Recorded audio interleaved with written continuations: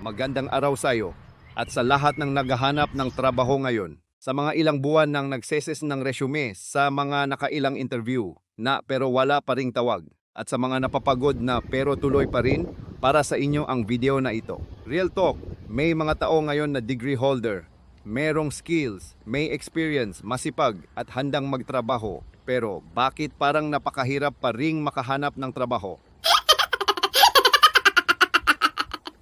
At minsan, habang nakikita mo ang mga bills na dumarami at ang ipon na malapit ng maubos, napapatanong ka, ako ba ang problema? Masakit man sabihin, pero kadalasan, hindi lang ikaw.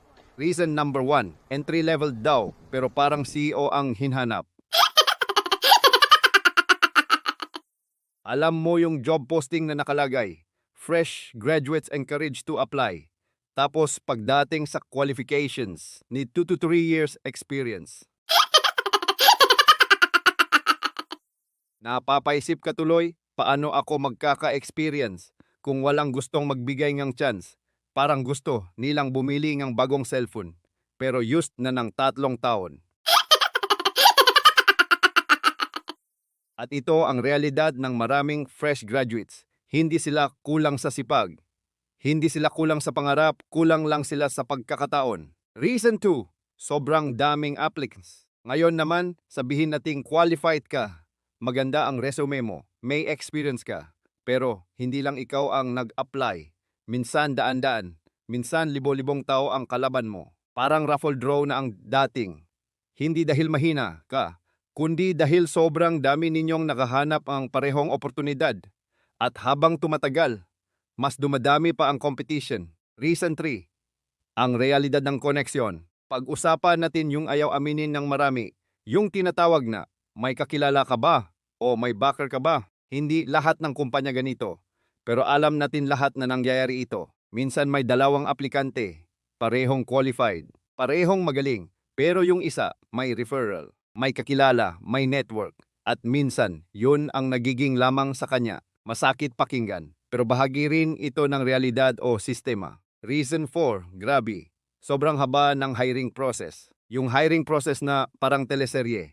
Nag-apply ka pa lang, ang dami ng pina-fill up sa'yo na mayroon pang kasamang mga interview na pang Miss Universe ang datingan sa fill up form. Kasunod, assessments, then initial interview. Assessment ulit, panel interview. Kunting assessment ulit, finally. Final interview na. Tapos pagkatapos ng 1 buwan, ghosted.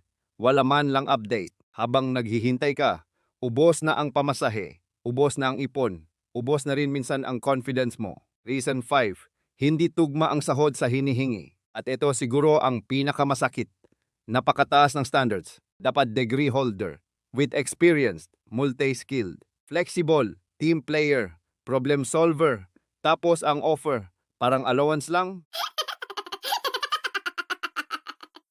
Kaya hindi nakakapagtaka kung bakit maraming Pilipino ang nag-abroad, nagfa-freelance, o naghahanap ng ibang paraan. Hindi dahil ayaw nila magtrabaho dito.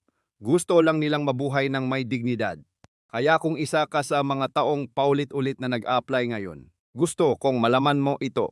Ang rejection, hindi sukatan ng halaga mo. Ang kawalan ng tawag, hindi ibig sabihin na wala kang kakayahan. At ang paghihintay, hindi ibig sabihin na wala ng darating. Minsan mahirap lang talaga ang laban. At kung umabot ka hanggang dito, gusto kitang i-remind ng isang bagay.